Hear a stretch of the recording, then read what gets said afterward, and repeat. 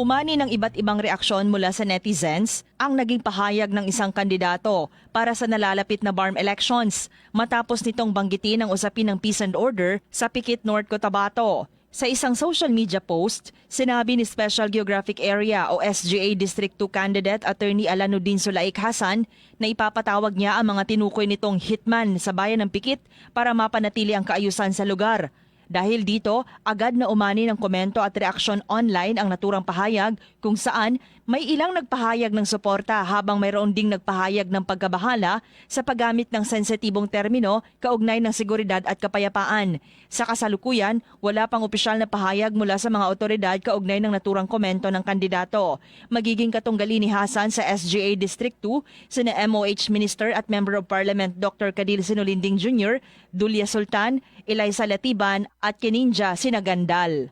Drema Kitayan Bravo, NDBC, Bida Balita.